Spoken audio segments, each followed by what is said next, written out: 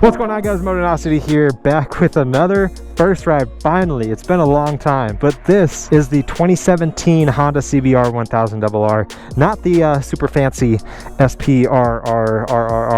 that is coming out for this year, but still an outstanding motorcycle. And this is going to be my first time riding any CBR, not just a 1000. I've never ridden a 600, a 300, a 250, and certainly not a 1000. Believe it or not. The only Hondas that I've ever ridden are my CRF450R, that's a supermoto, my Honda Ruckus, that's now stretch slammed and engine swapped, and a CB1000R a couple years ago, and a Goldwing. But I've never ridden one of their sport bikes. Thanks to Hunter Honda, I am now gonna get that opportunity. We're gonna see how this thing rides. Now, I've had a few 1000s. I had a 2009 R1.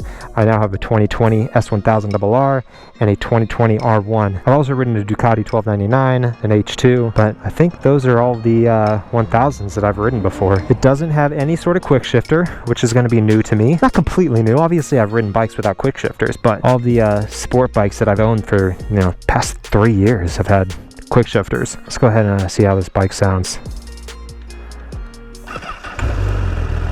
Has a nice little rumble. In case you didn't know, it tells you when your side stand is down. Obviously not really relevant when you're off the bike, but pretty quiet.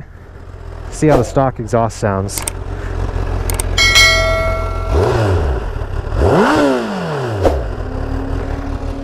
Here we got Hunter riding my S1000. Oh my goodness. By the way, if you want to see any of my other first ride videos, I'll put the first ride playlist down in the description so you can see all the bikes that I've ridden. Let's take a look at the menus, see if I can figure it. Can I find neutral on this bike? How easy is it to find neutral? Oh my gosh, it's like the easiest neutral that I've ever had. Okay, so we got modes. Everything is in one, so I can show instantaneous RPMs. The screen is nice, but it's really small. Instant miles per gallon, average miles per gallon, fuel consumed, obviously not reset because it said he's used 89 gallons. Average speed, time elapsed. Oh, nice. Okay, so we can show the CBR logo, rev indicator, grip angle, voltage, date, CBR 1000, nothing, and the logo. Okay, up and down we can change the modes. Let's do mode 2 for now, just to warm up. All right, first gear. Got mirrors. Everything on this bike is stock other than the fender eliminator and the windscreen and the frame protection. I have no idea where Hunter went, so I might just go down to the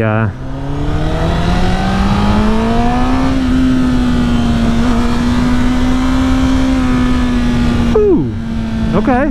It's no crossplane, but that actually sounds pretty good for a stock bike. That's not bad, especially riding in mode 2 right now. The seat is actually nice. It's like really narrow at the front, but if you scoot back just a little, and you don't have to go back that far. Usually I find you have to go back to pretty far to actually reach the passenger seat. Kind of cradles your butt pretty nice. There is definitely a lot of vibration, more so than I would think. Gives Ducati a run for its money. Oh no. Could be a real rider with clutching the downshifts. Watch this.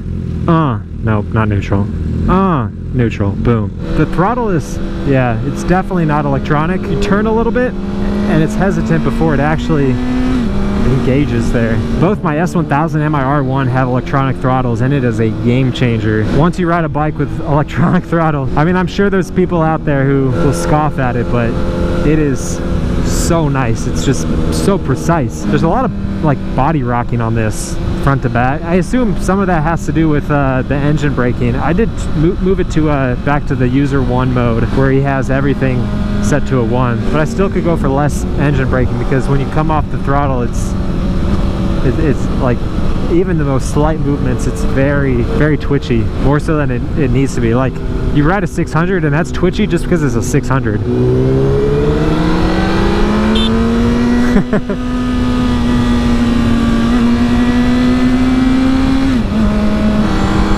Yeah, so the engine braking is fine when it's set to 1, but it's just the hesitation coming on the throttle, and that might be something that could be helped a little bit with a flash, but since it's not, to the best of my knowledge, it's not an electronic throttle.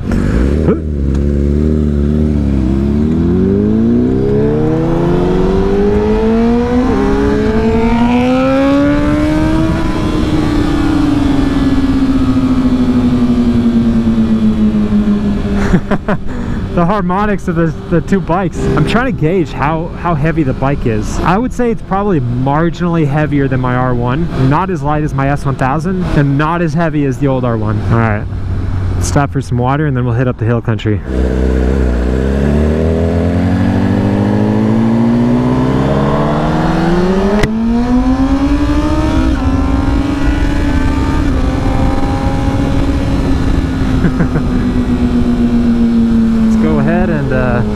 Take it easy. Someone's gonna get a nice storm cloud dumping some rain on them. I'd like to ride this thing on track to get a real true feel of it, but I think the most prominent like impression that it's leaving me with is that it's just incredibly normal.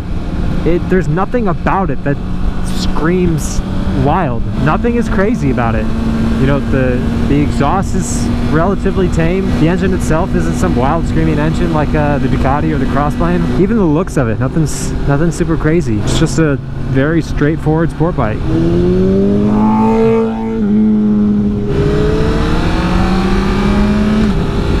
All right.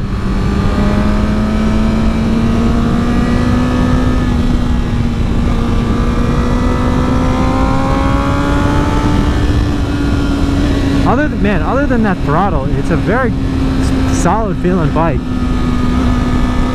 I wish it was smoother, like all around. Throttle, the braking is actually decent compared to other sport bikes, which usually the braking is the most glaring thing, along with suspension. But this, the braking is actually not bad. The vibration that it has is like, I don't mind some vibration, but the frequency that it has is just like very specifically bothersome.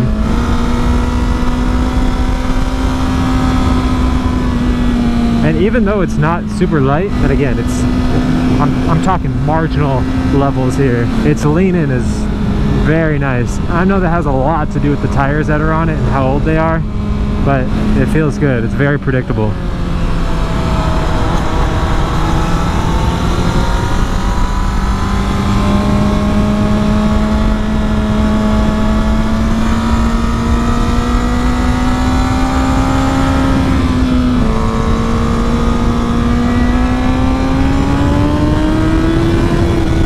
There's like a split second of hesitation there around 10,000 RPM. Yeah, I felt it again. That's weird. That's something that would definitely be cleared up with exhaust and flash. Man, that throttle, I don't like it.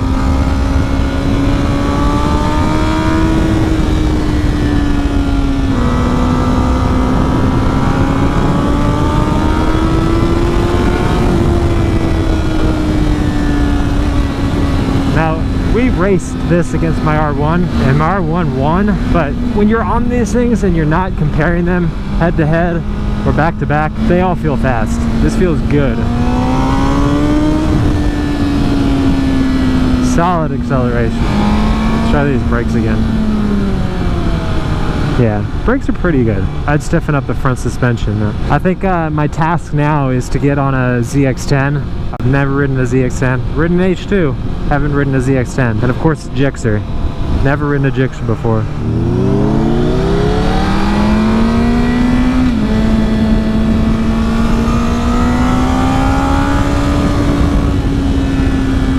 I do prefer my S1000 and my R1, but it's not a bad bike.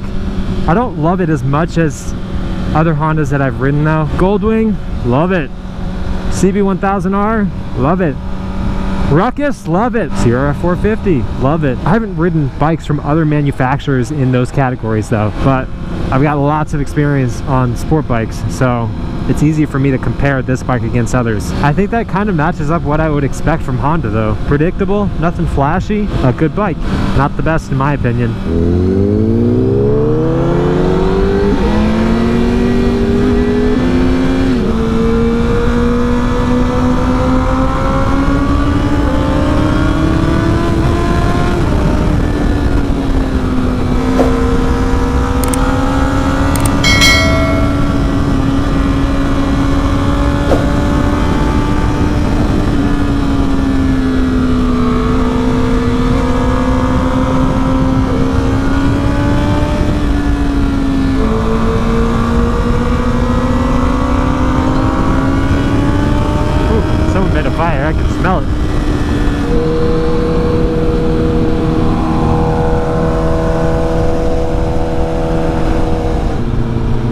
earth is this guy doing? Dude, get on your side of the road. Holy crap.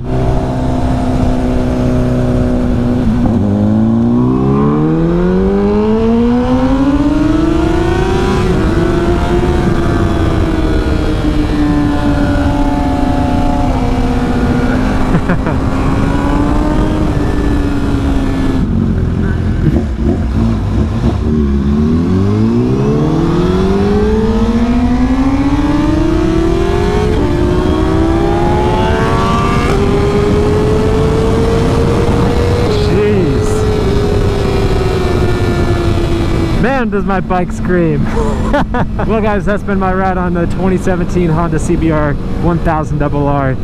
Thanks to Hunter Honda for letting me ride it. If you want to check out his channel or his video on my bike or the video from this whole day of riding, I'll put those links down in the description. Make sure you guys check them out. If you want to get any of my merch, motonosity.com/shop. Again, I have a whole collection releasing soon. Make sure you follow me on all platforms. Turn on all post notifications here on YouTube and on my Instagram.